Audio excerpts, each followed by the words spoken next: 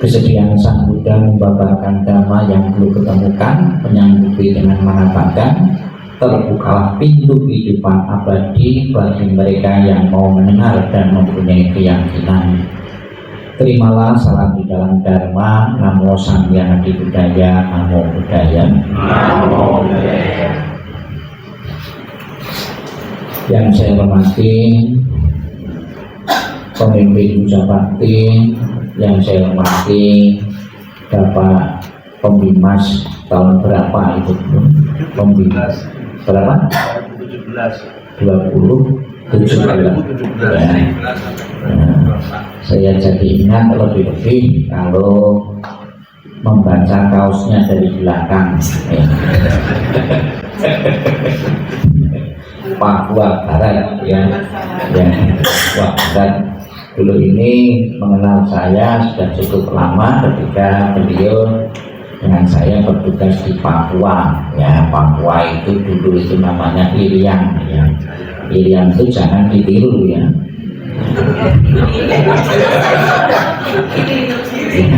Irian orangnya jangan ditiru ya.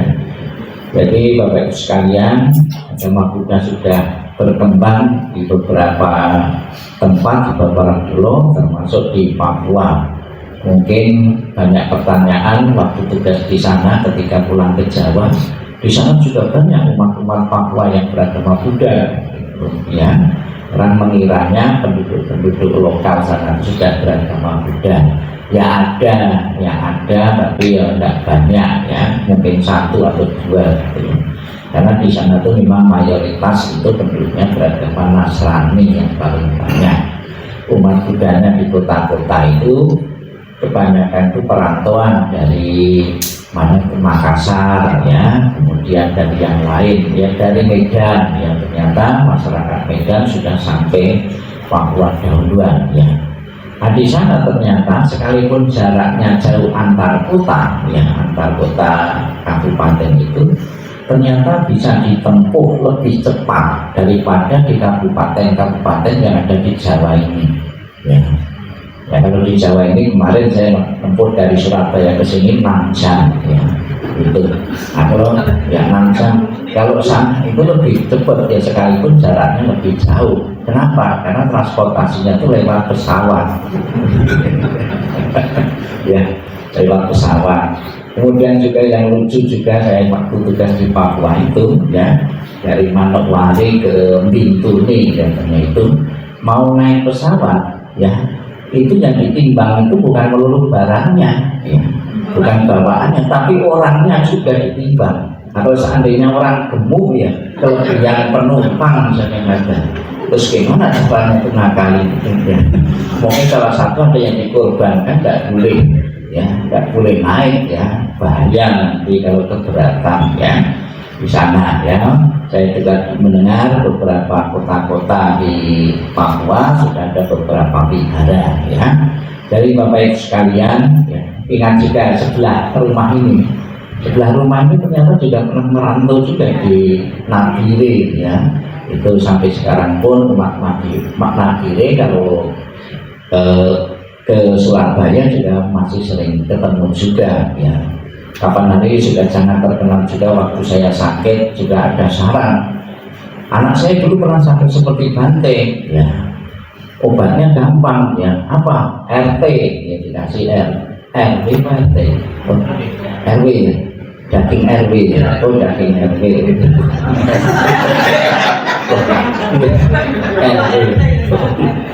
ya, itu sempat juga saya nyari ya, itu waktu sakit di sana ya, karena di sana itu kan demam ya. Di sana juga waktu masuk itu dikasih makanan merah-merah itu apa itu ya, ada buah merah itu, buah merah ya. Bapak Ibu sekalian yang saya hormati, tadi saya memberikan tuntunan atas sila 8 sila ya. Salah satu mungkin di dalam atas sila itu kita melatih diri untuk tidak menyanyi ya. Tidak menyanyi berarti Bapak Ibu kemarin pelanggaran semua ya.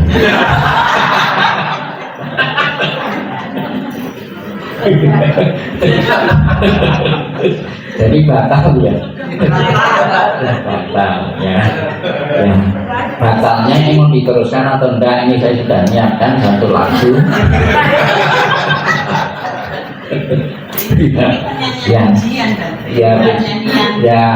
Ya, memang di saat menyanyi itu tidak ada penjelasan kecuali lagu Buddhis itu tidak ada di situ.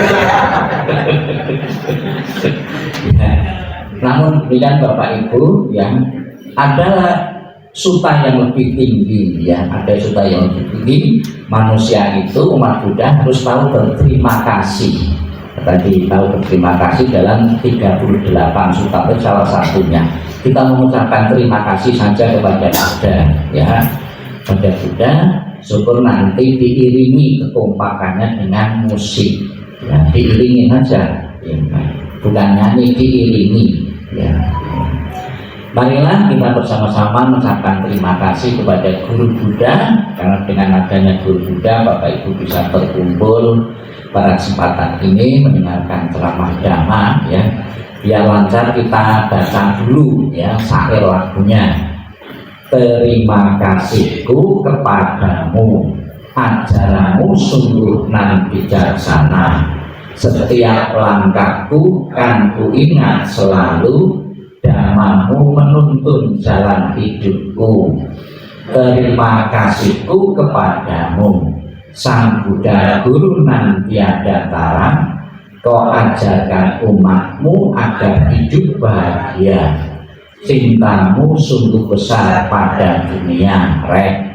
Mulia Sang Bhagawa, mulia ajarannya, mulia Arya Sangga, mulia Sang Triratna. Ya, lebih pakai lagu.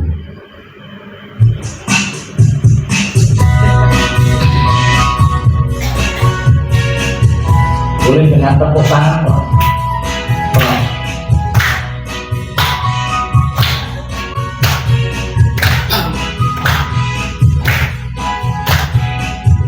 Terima kasih kepadamu, ajaranmu sungguh bijaksana. Setiap langkahku kan ku ingat selalu, Dhammamu menuntun jalan hidupku. Terima kasihku padamu, Sang Buddha Guru nan tiada tara. Kau ajarkan umatmu agar hidup bahagia. Cintamu sungguh besar pada dunia. Mulia Sang Bhagawa, mulia ajarannya, mulia Arya Sangga, mulia Sang Triratna. Baik dua. Terima kasihku padamu,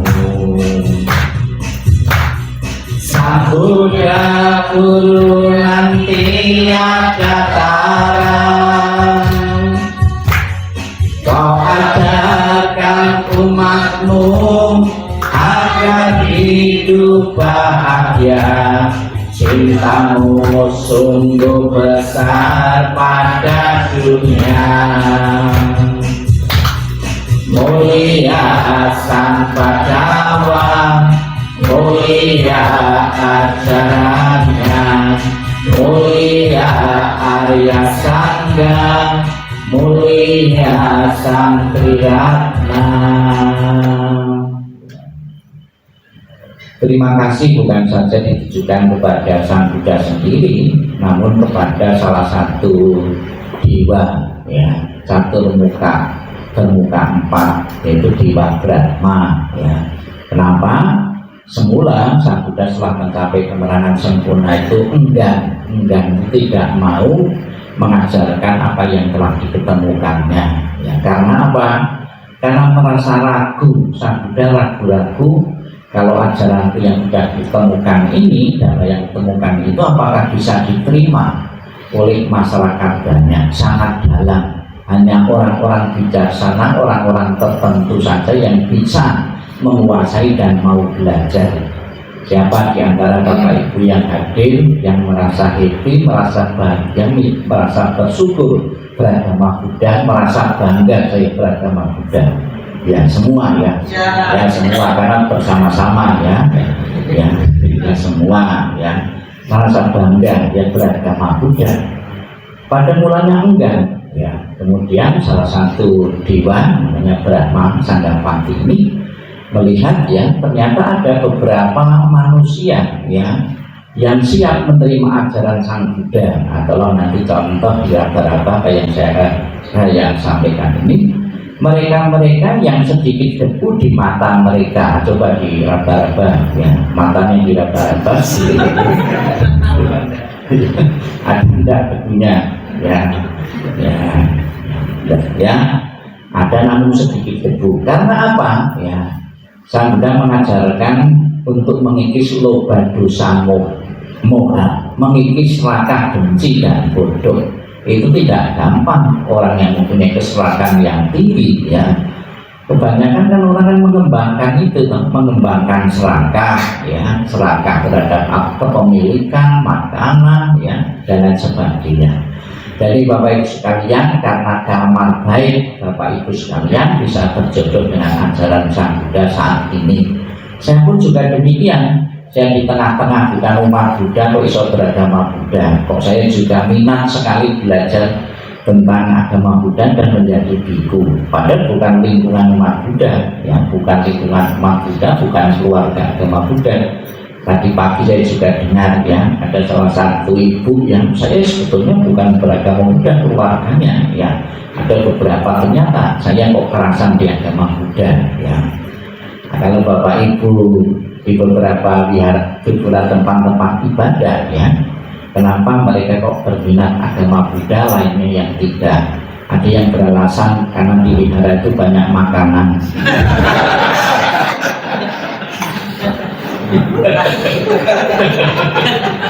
Kalau di tempat yang lain kan enggak ya. Apakah boleh seperti itu? Boleh ya, boleh saja ya, sebatas itu. Bahkan ada salah satu wihara ya, untuk menggenjot umatnya biar sering datang ke wihara, itu di absen 4 kali datang ke wihara, 1 kali dapat sembako. Ada seperti itu ya, setiap datang itu absen. Ada motivasinya ya, tentunya bukan sembako. Apakah boleh ya dengan cara-cara seperti itu? Sangat boleh. Ada ceritanya ya, Anathapindika itu tokoh penting di dalam agama Buddha, donatur agama Buddha di zaman Sang Buddha, mempunyai 3 anak ya. 2 anak wanita itu sudah nurut orang tuanya, hidupnya sudah baik.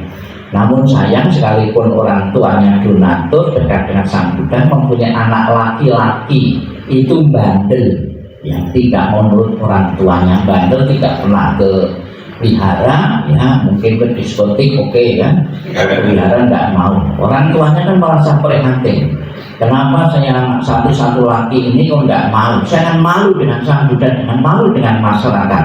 Bagaimana anakku yang bandel itu mau datang ke wihara? Kemudian orang tuanya membuat cara ya, ketemu sama anak lakinya namanya Kala. Kalau kamu mau datang ke wihara tak kasih hadiah, dikasih uang ya 1000 kasih datang 1000 ya. Kemudian Kala, kamu selain datang ke wihara, kamu bisa mengingat ajaran Sang Buddha yang disampaikan Sang Buddha, mampu mengulang kembali, tak tambahi hadiahnya ya, kasih 10.000 mengingat ya. Kemudian dia antusias sekali ya, dengan antusias sekali karena keinginan untuk mendapatkan hadiah yang lebih besar lagi. Satu ketika titik pencerahan ya, kesadaran ya, sadar ternyata ya begitu pentingnya ajaran Sang Buddha bagi saya itu, dia pulang ke rumah malu untuk menanyakan hadiahnya. Ya silakan Bapak Ibu, kapan kamu tak kasih hadiah, tak tunggu rasa malunya.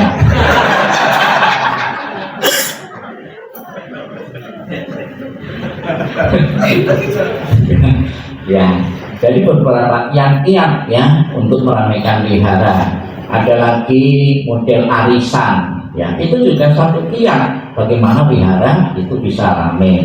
Kalau kemarin saya mencontohkan bagaimana biar cepat ramai, sebelum kebagian dikasih olahraga senam. Ya, ternyata senamnya ramai, kebagiannya biasa-biasa. Ya. Ada lagi koperasi, ya ada kaitannya dengan koperasi, ya. Ternyata juga banyak juga yang ikut menjadi anggota koperasi, ya. Tapi ada juga di tempat yang lain itu. Salah satu keluarga saya juga kena juga koperasi itu malah dibohongi, ya. Uangnya tidak kembali. Ya maunya niatnya meramaikan agama, tapi justru gara-gara ada satu dua orang yang tidak jujur, ya uangnya umat dibawa lari, ya. Jadi banyak sekali Bapak Ibu sekalian. Kemudian saya dengar di sini ya, biar umatnya juga ramai, kesejahteraan meningkat, dikasih peti mati.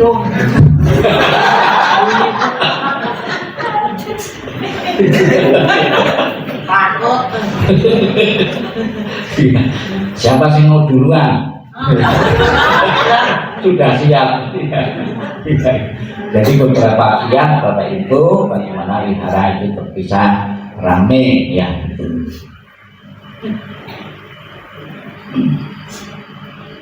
Saya kalau nggak nyanyi itu kok perasaannya gatel.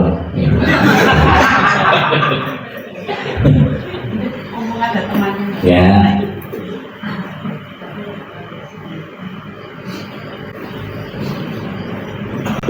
Tekniknya itu kasihkan dalam perempuan. Satu kalimat laki, satu kalimat perempuan. Gantian. Laki dulu.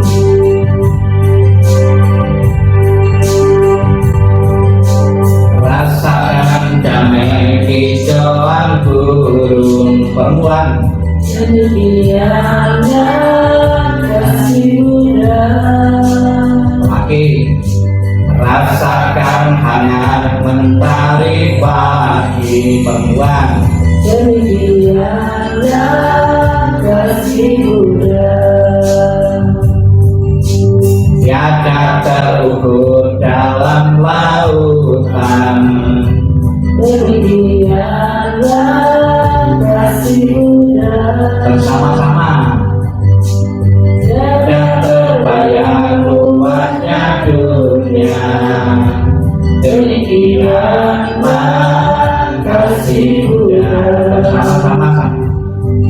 Sinya bagaikan setetes embun pagi, memberikan rasa sejuk serta damai di hati. Kasihnya bagaikan bintang di malam hari, menerangi hati kita bila di kegelapan. Perempuan dulu baik juga.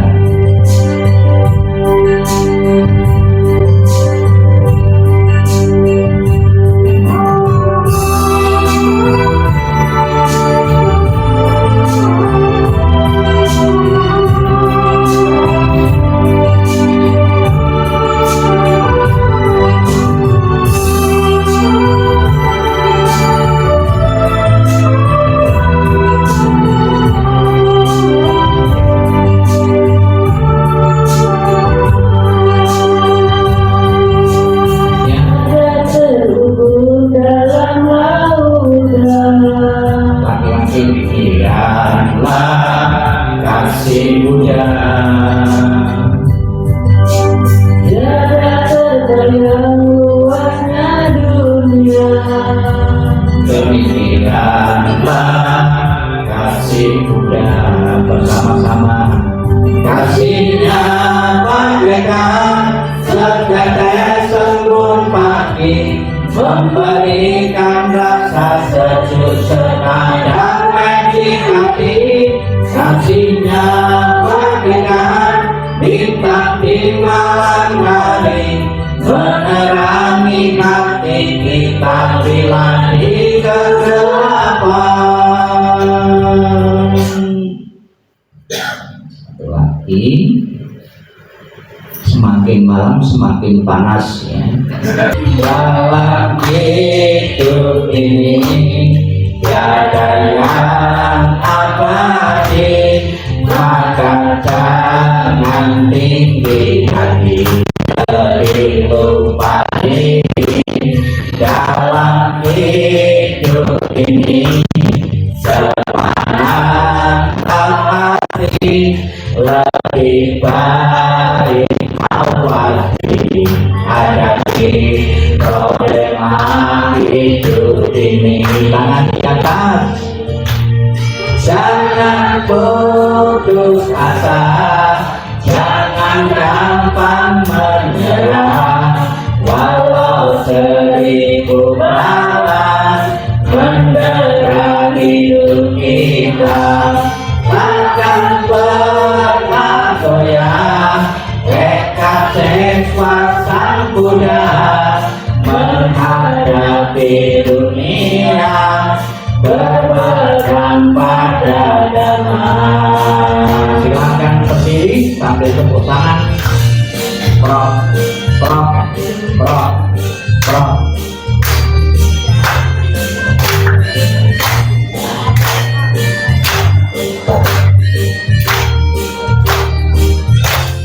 Dalam hidup ini ada yang abadi, maka jangan tinggi hati, lebih lupa diri. Dalam hidup ini semuanya tak pasti, lebih baik mawati hadapi problema hidup ini.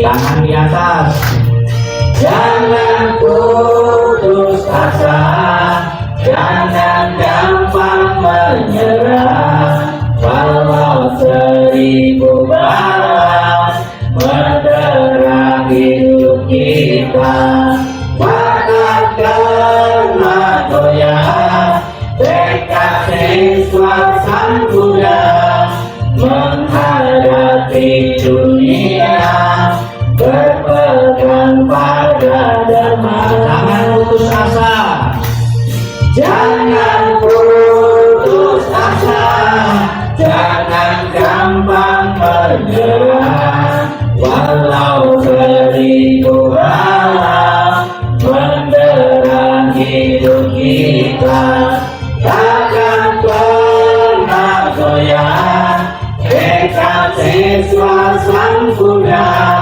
menghadapi dunia, berpegang pada dhamma.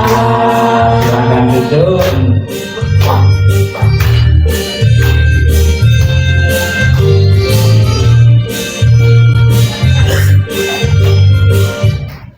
Ya.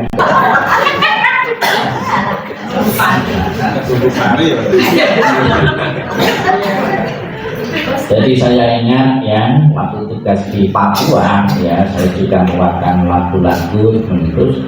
Kemudian ada seorang ibu ya, Bante, saya dipeseni oleh pengurus kalau di wihara itu tidak usah tepuk tangan.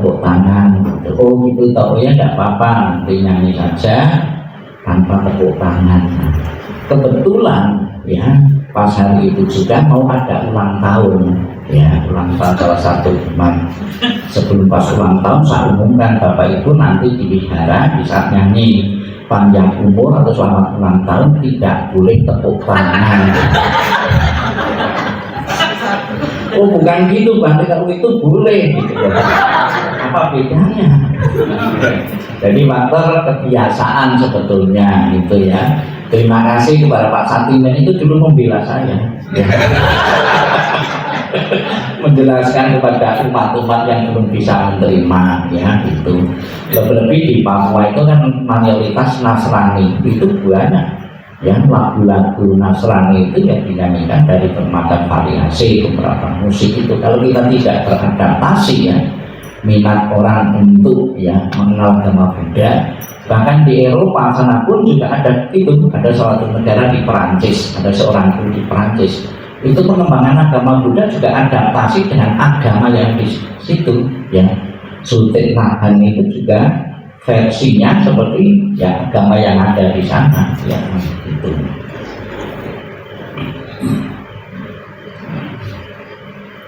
Kembali Bapak Ibu, kita akan bersama-sama, sudah jam 8 ya itu. Masih sore. Ya, masih sore, yang enggak jadi nonton TV sampai tengah malam pun.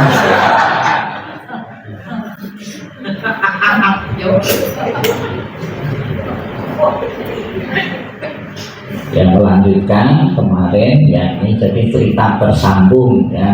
Jadi kalau enggak datang lagi itu kebanten ya, kita bersambung ya. Kemarin kelihatannya sampai sini ya. Para biksu dan biksuni, nah, ini Mahayana, biksu dan biksuni. Kalau Theravada, biku dan bikuni. Sekarang ya, yang berdasarkan urutan historis, bikuni Theravada itu sudah punah ya. Kenapa sebuah organisasi kok bisa punah ya? Bahkan tidak kemungkinan juga ya, organisasi-organisasi yang ada saat itu juga bisa punah ya. Kenapa kok bisa punah?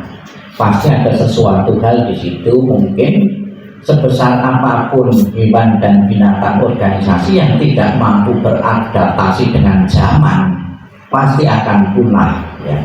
Demikian pula ya Sangga Bhikkhuni pada waktu itu ya, itu punah, tidak ada generasi penerusnya lagi ya, sudah terputus ya. Sekalipun sekarang ada usaha untuk mengembalikan lagi, menimbulkan pro kontra ya. Katanya kalau sudah terputus tidak bisa disambung lagi ya. Jadi menimbulkan pro kontra di kalangan biku-biku pun juga ada yang mengakui, ada yang tidak mengakui Sangga Bhikkhuni ini. Maka sekalipun tidak mengakui bikuni, ada upasi yang perempuan itu yang atas silangnya itu sebagai pengganti, namun silangnya berbeda ya. Kapan hari di Surabaya sempat juga ada yang membuka cabang di Surabaya, permisi mungkin dengan biku-biku di Surabaya itu namanya saya lain ya, salah ya itu. Salah aja ya itu salah aja ya. Itu sempat ketemu juga ya, ngobrol-ngobrol terus berdana juga dengan saya, kan itu dia cerita. Jadi saya bukan bikuni menjalankan 10 sila ya, 10 sila salah satunya tidak pegang uang ya, tidak pegang uang, namun pegang ya. Jadi kelemahannya ceramah di satu tempat ya, guyonan yang sama itu tidak bisa diulang lagi ya. Pasti ada yang mendahului gitu. Ya itu. Jadi ada usaha-usaha menghidupkan kembali peran wanita ini yang ternyata wihara-wihara yang saya lihat ya, perannya lebih banyak didominasi oleh wanita. Beberapa kebaktian di beberapa wihara itu yang hadir, yang ikut lebih banyak dari wanitanya. Coba kita bayangkan wihara-wihara ya, itu wanita-wanitanya tidak mau kebaktian, ngambek ya, ngambek dan mau datang, pasti wiharanya banyak yang komplang ya, komplang tidak ada ya. Jadi wanita-wanita itu tetap diakui dengan istilah-istilah yang berbeda ya, ternyata banyak juga bikuni-bikuni yang baru ini maupun penggantinya itu yang mempunyai kemampuan berbicara, kemampuan untuk membabarkan dharma yang itu. Ya. Kita bisa lihat Bapak Ibu ya, kalau wanita-wanita ternyata ya itu memakai seragam juga lebih rapi ya gitu. Kemudian juga lebih memikat ya, kalau pesertanya penceramah itu laki-laki ya laki-laki mungkin juga pengaruh juga. Sebab kalau yang penceramahnya wanita ya itu juga sangat pengaruh ya, sekalipun yang disampaikan itu sama teorinya ya, yang menyampaikan itu berbeda orang juga beda perhatian juga ya.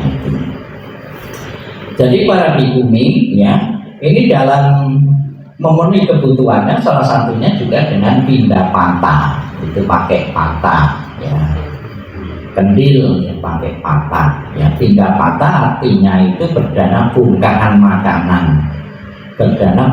makanan kepada sangga ya, atau bikuni ini ya. Jadi zaman dahulu gitu, waktu kecil saya di sawah ya, itu tapi ketan ya, kalau ada pekerja di sawah itu ketan itu dibuka, dikepeli terus dikasihkan gitu. Kemungkinan lebih enak gitu, kalau dikepel-kepel ya, karena banyak vitamin. Kalau sekarang mungkin nggak mau ya, mungkin ya zaman dahulu ya makanya kenapa makan pakai sendok dengan tangan langsung itu lebih enak kalau tangan langsung ya itu, karena banyak kuman-kumannya. Yang kuman itu yang bikin enak itu ternyata itu lebih-lebih kita pas menu dari kandang ya itu bungkahan ini untuk mendapatkan. Saya pun juga di Surabaya itu kadang-kadang juga pindah patah, tapi pindah patahnya saya berbeda dengan biku-biku yang lain ya. Kalau pas pembantu wihara itu tidak ada, pas libur saya juga sempat pindah patah di kampung di lingkungan di situ. Pindah patah bisa pakai patah tapi pakai uang ya beli. Nah, sebab pakai ini kalau tidak bawa uang mana ada dapat ya. Sebab dia nggak tahu juga ya gitu, pakai itu ya.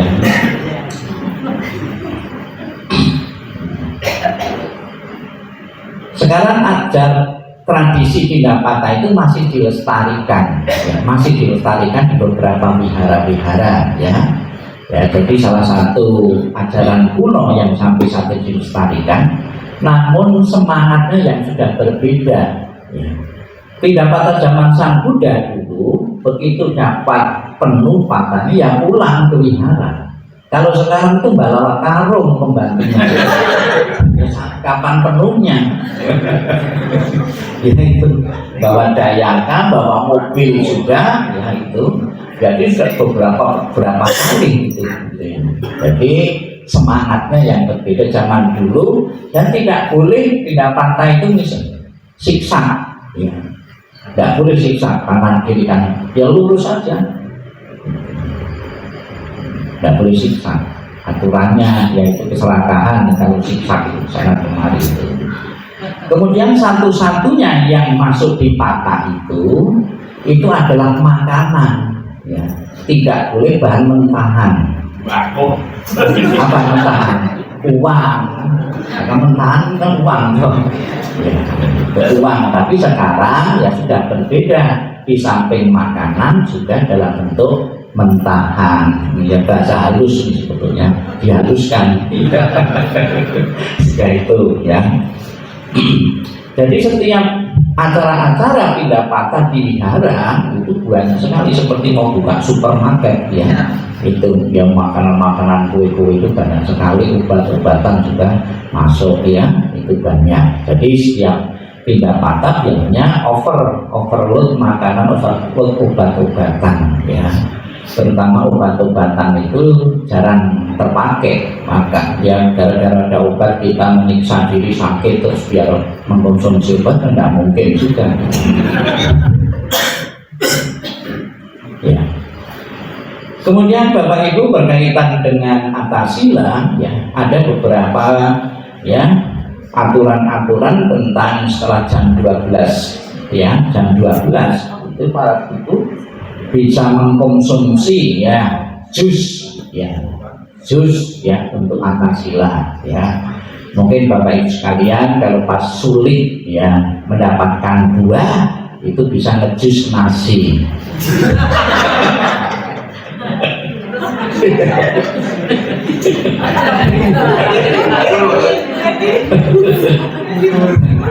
Karena aturannya tidak boleh makan ya di atas satu kepal, lebih besar dari satu kepal. Kalau bakso boleh mungkin ya.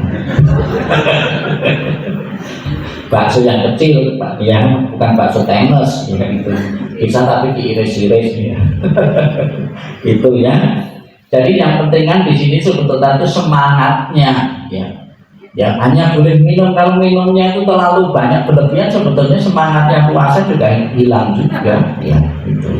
Itu ya para biku ya itu mengkonsumsi ya jus ya. Kemudian ada beberapa ya perkecualian biku-biku yang sedang sakit ya sedang mengkonsumsi, bukan berarti sama sekali tidak makan, itu tidak ya. Kapan hari saya sempat juga tidak sadar saya minum obat sebelum makan ya, sempat juga ya sebelum makan, wah ini kok sudah telah kita minum padahal saya tidak makan ini gimana itu, ingat itu sudah ya, terpaksa saya batalkan puasa. Bahaya itu obat. Ada tamu ya, silakan masuk ya.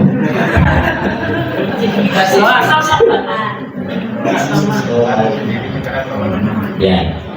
Dalam winaya juga ditetapkan bahwa para biksu dan biksuni dapat mengkonsumsi ya madu, gula, minyak ya pada sore hari, terutama biksu yang sedang sakit. Jadi pada saat kalau suatu saat nanti ada ketamuan biku ya pas bikunya sedang sakit ya ditawari makanan-makanan yang saya sebutkan di sini tadi. Jadi gambar ini sebuah ilustrasi ya.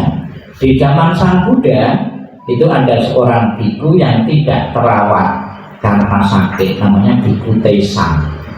Biku Tesa ini dengan kamar yang bau, kemudian pakaian yang berlumuran ya kotoran-kotoran, para biku tidak mau merawat, yang mungkin merasa jijik, merasa biku tidak ada gunanya dan sebagainya. Kemudian Sang Buddha menyampaikan dhamanya di sini. Oh para biku ya, merawat saya berarti merawat biku yang sakit, atau merawat biku yang sakit berarti merawat berbakti kepadaku. Ya namanya manusia biku belum mencapai kesucian kan bisa pilih kasih membeda-bedakan itu sampai sekarang pun sudah ada ya itu ya. Namun demikian Bapak Ibu tidak perlu khawatir ya. Kalau ada anak-anak, ada cucu-cucu yang kepingin bercita-cita di biku, tolong didorong, malah jangan ditakut-takuti. Jadi biku itu susah makan saja dikasih orang lain. Ya. Dulu waktu saya mau izin dengan orang tua itu juga mengalami kesulitan juga gitu. Takut anaknya menderita nanti tidak ada yang ngasih makan. Ya. Padahal pengalaman saya selama mungkin 25 tahun lebih, saya bukan kekurangan makanan, tapi justru malah kelebihan gula. Malah kelebihan gula ya itu. Ya itu ya ini kita bayangkan ya, yang merawat biku nanti kalau sudah tua sakit ya murid-muridnya atau para dayakan-dayakannya tidak perlu. Toh tidak jaminan juga kalau orang berkeluarga punya anak ya banyak itu langsung bisa berbakti merawat orang tua yang sedang sakit. Kan banyak juga tuh anak-anak yang merantau.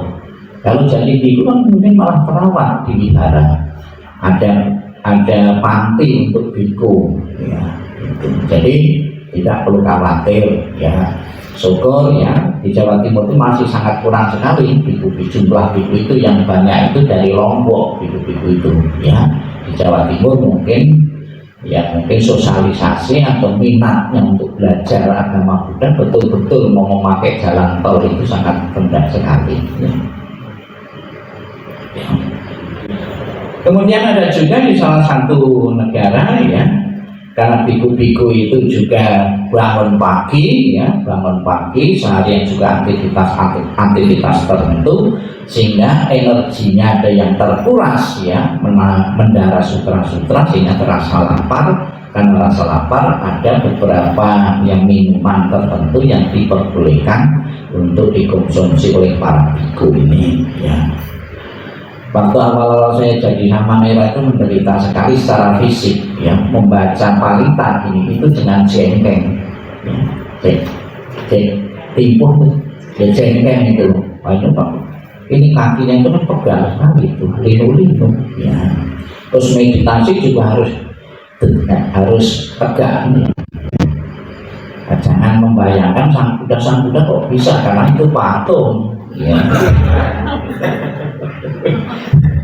Patung bisa bertahun-tahun ya, tidak seperti itu ya. Ada beberapa biku ya yang mengkonsumsi makan di atas jam 12 ya, yaitu biku aliran Mahayana. Jadi kalau pas ada aliran Mahayana berkunjung di sini, ditawari makan, ditawari jus ya, itu biasanya memang mengkonsumsi ini. Alasannya apa ya? Alasannya apa? Biasanya di Mahayana itu mendaratnya sutra-sutra itu panjang sekali di wihara itu. Lebih-lebih di saat upacara ulambana, upacara itu yang dibaca itu bukan 1-2 parita saja, ada beberapa buku-buku yang tebal ya itu. Sehingga energinya terkuras ya, daripada loyo pingsan ya, itu terus beralasan bisa mengkonsumsi makanan pada sore hari. Untuk membedakannya, biasanya kalau sore itu tidak mau dipersembahkan terus didoakan, itu tidak mau ya. Biasanya kalau sore itu tidak usah pakai dipersembahkan, nggak usah itu biasa. Jadi di aliran-aliran di agama Buddha itu ada yang biasa mengkonsumsi pada di atas tengah hari, ada yang tidak. Ini salah satu alat dari tradisi Mahayana biasa kita tahu ya. Kenapa kok yang dipakai itu ya mui, namanya mui. Nah, mui itu ilustrasinya, simbolnya itu kepala ikan. Kenapa yang dipilih alat sembahyang kok kepala ikan, bukan kepala kerbau atau sapi, kepala ikan? Ya, ikan di sini ya, siapa yang pernah melihat ikan tidur? Ada yang pernah? Ikan tidur jarang ya, jarang. Jadi 24 jam itu penuh perhatian. Demikian juga umat Buddha juga 24 kalau bisa perhatian penuh. Makanya penggunaan kepala ikan sebagai simbolnya. Kemudian ada lagi yang protes, kenapa di Mahayana itu sebenarnya kan tidak boleh makan hewani atau menggunakan salah-salah dari hewani dari pembunuhan, kok menggunakan tambur. Tamburnya dari kulit sapi ya. Ada ceritanya katanya itu beda, kalau dari kulit sapi tetap dipakai karena sapinya itu bertekad biarlah saya jadi alat sembahyang, dikebuki untuk mengurangi karma buruk saya.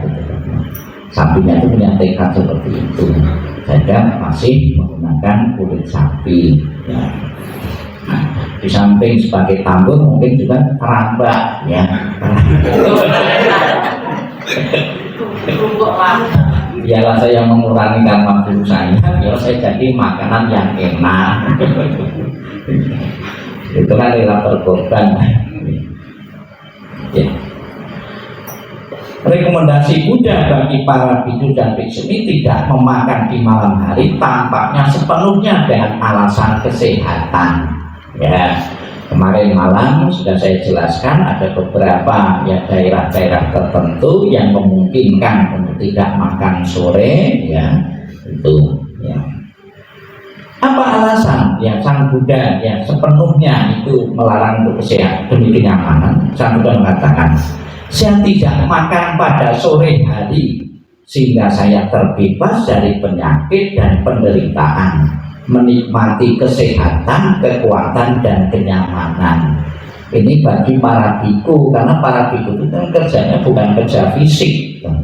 Bagi para umat ada beberapa yang keberatan seperti yang saya ceritakan itu, ya. Jadi makannya tidak jam 6 pagi tapi jam 1 malam. Karena dianggap sudah pagi, ya. Daripada perut keroncongan terus, ya itu disudal makanan, ya. Jadi Sang Buddha menetapkan tidak makan sore itu kalau mau diikuti karena kenyamanan, ya. Kalau kita mengkonsumsi makanan terlalu berlebih, itu juga akan berpengaruh terhadap kesehatan kita. Dengan mengurangi tidak makan sore, ya, bahkan ada juga makan itu tidak boleh lebih dari jam 7 malam. Ada yang mengatakan tidak boleh lebih dari jam 5 malam, karena itu yang akan mengganggu, ya, tubuh kita menjadi tidak sehat. Ya. Kenapa Sang Buddha menetapkan para biku tidak boleh mengkonsumsi makan pada tengah hari? Ada satu riwayat, ya. Jadi pada waktu itu belum ada aturan itu samanera kan masih baru, ketaatan terhadap peraturan dan masih lemah. Itu mencari makan berpindah patah itu sampai tengah malam. Nah, kalau tidak dapat, sing samanera kan gedor-gedor pintu-pintu umat-umat, ya, biar umatnya keluar ngasih makan.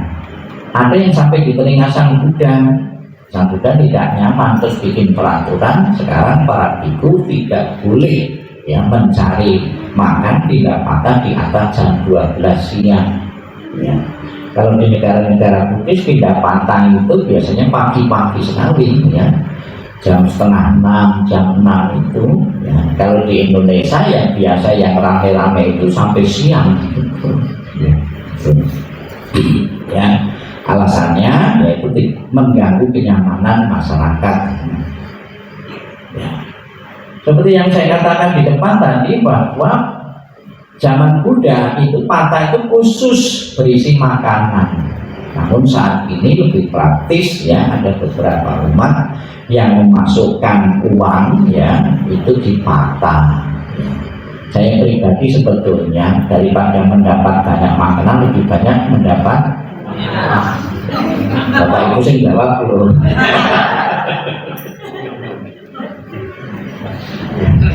Ya, itu, ya.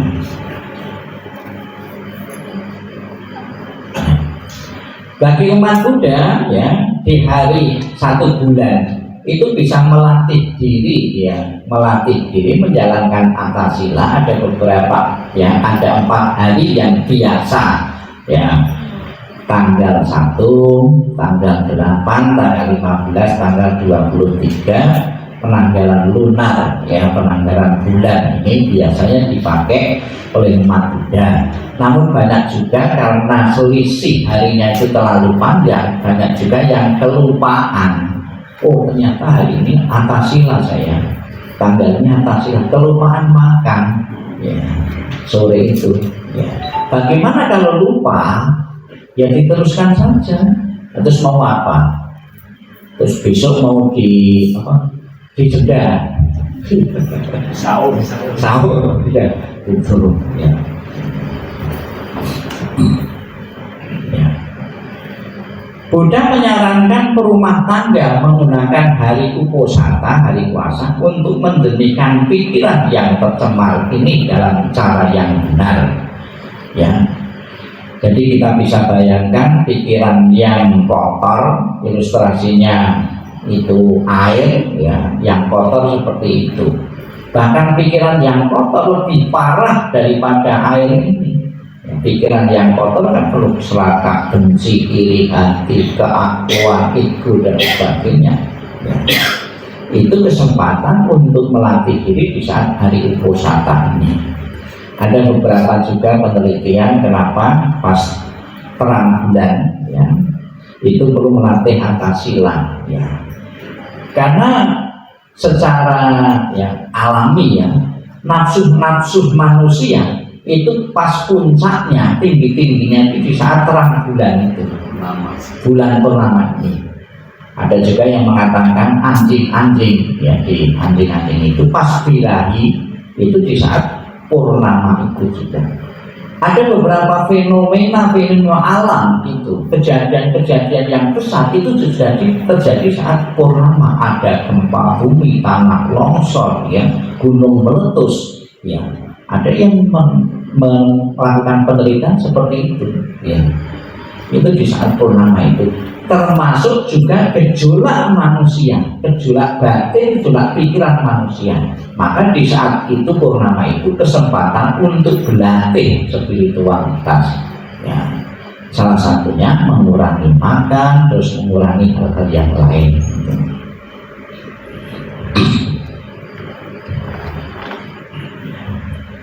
Dan uposata ya, ada beberapa manfaat medis ya, biar tidak ngantuk Bapak Ibu, biasanya menghayati. Ada juga ya ngantuk juga ya, dibaca ya, bisa baca semua kan ya, bisa ya.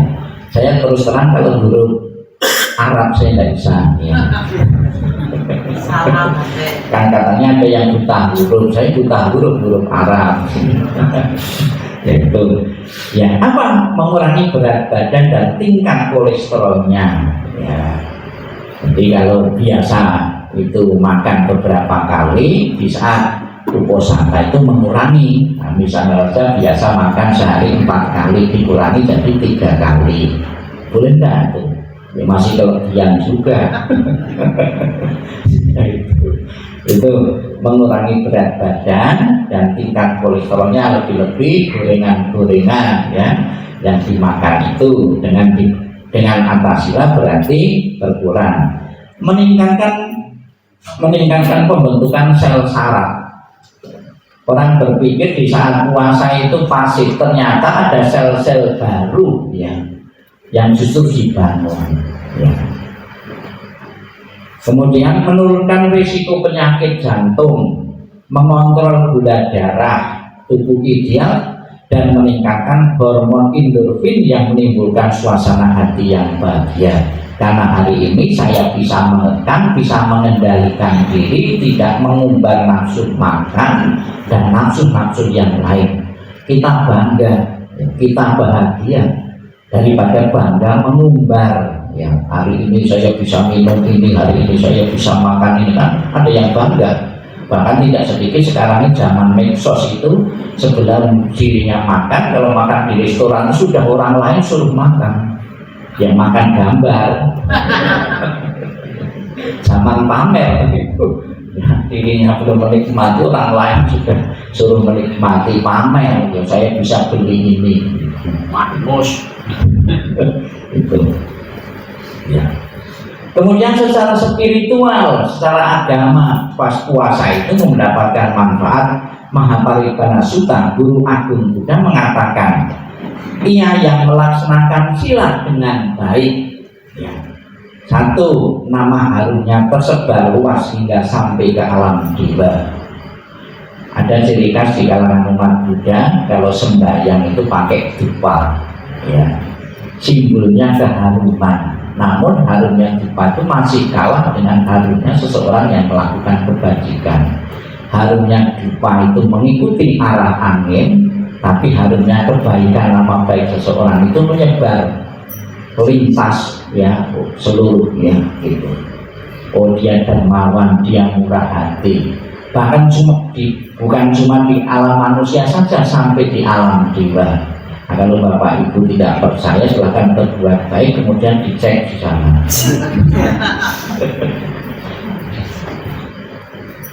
Kalau mau ngecek apa mati duluan?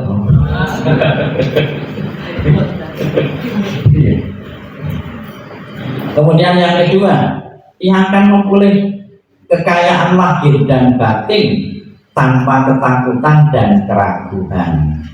Siapa di sini yang tidak bangga mempunyai ini, mempunyai itu, ya, mempunyai dan bisa memakai Jangan sampai setelah punya mobil malah kena stroke misalnya. Nggak bisa menikmati, karena alangkah bahagia mempunyai fasilitas kehidupan tapi juga bisa memakai, bisa menikmati ya. Kemudian dipuji oleh para bijaksana ya, dan setelah meninggal dia tenang dan telah di alam surga. Sudah menjadi tujuan dan harapan setiap orang dan setiap agama. Hidup bahagia sejahtera panjang umur, kalau mati masuk surga ya. Beliau mendorong mereka untuk memberi penghormatan kepada orang tua ya. Mereka pada hari-hari semacam ini melakukan pekerjaan yang benar, melewatkan waktu dalam perenungan yang hening dan mematuhi 8 sila ya. Dan sudah menyinggung pas hari-hari uposata, pas puasa itu juga ingat kepada orang tua. Kapan hari ada anak mau merayakan ulang tahun ya. Ulang tahun mau makan-makan, kemudian saya sarankan di saat ulang tahun itu tanggal penderitaan ibumu. Masa di saat tanggal penderitaan ibumu, di saat melahirkan kamu mau senang-senang mau makan-makan ya. Ingat enggak? Terpikir enggak di saat tanggal lahir kita itu tanggal penderitaannya tok nyowo ya. Di saat melahirkan kita malah senang-senang, malah bangga dan nyanyi-nyanyi ya. Bagaimana sebaiknya kita yang di saat ulang tahun itu kalau masih hidup ya kita memberi hadiah orang tua atau minta maaf orang tua, kalau sudah meninggal ya kita ziarah ke kubur, mendoakan, melakukan pelimpahan jasa. Ini pendapat pribadi saya, sebab ada juga yang tidak setuju seperti itu. Kebanyakan itu yang umumnya seperti apa? Bahkan ada seorang yang ulama yang rohaniwan itu juga selama kemudian dia dapat istri baru ya, juga ternyata melakukan hal yang sama juga. Apa yang diomongkan tadi tidak konsisten ketika mendapat istri baru, juga merayakan ya.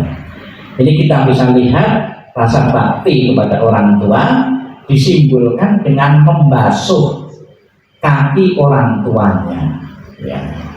Lebih-lebih kaki orang tuanya itu ya naik kapal kapalun ya itu. Tapi ada juga yang ekstrem ya, pernah itu membasuh kaki orang tuanya kemudian air basuhannya itu diminum. Ada yang ekstrem seperti itu. Kalau bapak ibu jangan, lebih-lebih orang tuanya itu di saat terangan ya.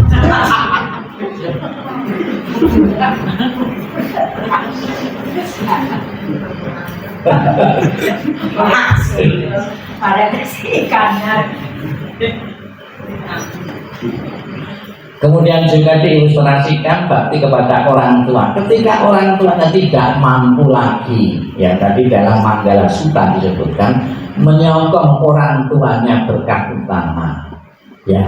Ini orang tuanya sudah tidak mampu kemudian digendong mau berobat ya. Tidak semua anak-anak itu bisa melakukan seperti itu ya.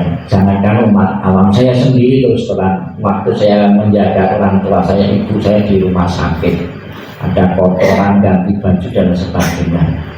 Secara manusiawi saya masih jijik, saya minta tolong suster, tidak bisa langsung. Kenapa? Ya karena ada rasa jijiknya masih, itu orang tua.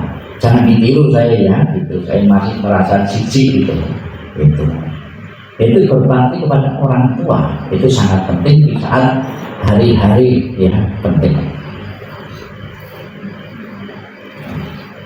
Untuk menggunakan uposata bagi aktivitas semacam itu, beliau katakan seperti memulai sebuah cermin yang bernoda ya. Kekotoran-kekotoran batin dalam tubuh kita gitu, itu dibersihkan, debu-debu yang menempel dalam batin kita bisa dibersihkan ya, disucikan di saat kita menjalankan mati raga atau puasa ini.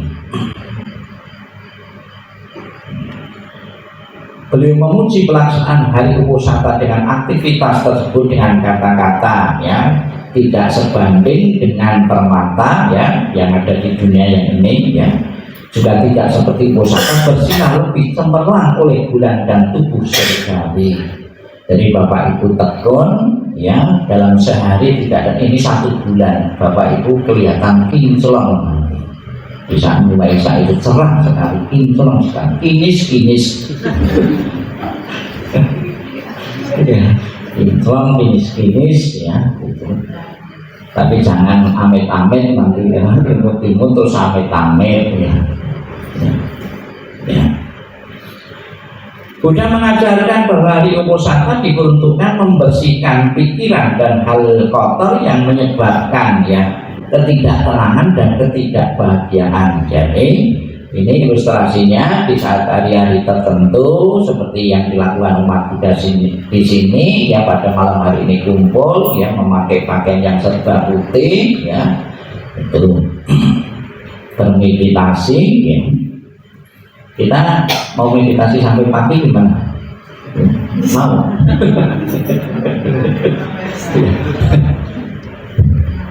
Ya, ini salah satu umat di sini ya, kapan hari ya, umat Buddha baca parita ya. Ya, parita suci biasa diulang di saat kegiatan-kegiatan menjelang Waisak seperti hari ini ya. Itu syukur Bapak Ibu, paritanya itu tidak selamanya harus pakai bahasa Pali, itu enggak, langsung bahasa Indonesia langsung mengerti. Coba Bapak Ibu tadi di saat tuntunan atas sila tadi tak baca bahasa Palinya, Bapak Ibu tahu kalau tidak boleh nyanyi atau biar nyanyi pura-pura tidak tahu langsung bahasa Indonesianya. Kenapa nggak sudah pakai bahasa Pali di India? Nah, karena yang diajar orang India ya. Itu. Tujuan sutta, tujuan kurban kan merubah pola pikir umat Buddha, bukan untuk menjadi burung beo. Ya, burung beo itu lincah sekali omong tapi tidak tahu artinya. Ya, langsung bahasa Indonesia saja. Ya. Bisa juga Bapak Ibu untuk kegiatan yang mimpin puja bakti karena tulisannya kecil-kecil gitu, langsung dibikin tulisan di sini. Gitu. Betul-betul dimanfaatkan TV-nya itu, paritanya langsung ya, ditulis di sini ya, tidak harus pakai buku yang kecil-kecil ya. Kemudian juga ada yang menonjolkan di saat atas sila ini tidak boleh makan ya melebihi waktu yang sudah ditetapkan. Maka ada buku yang lain protes, kenapa yang ditonjolkan kok tentang makanan ya, tidak hal-hal yang lain. Kan kebanyakan antasila itu ya yang ditonjolkan kan makanan.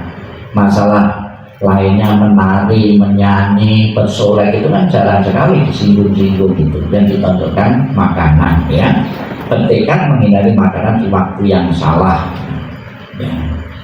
Buddha memuji makanan yang tidak, yang berlebih-lebihan ya, sesuatu yang berlebih ya akan menimbulkan masalah ya.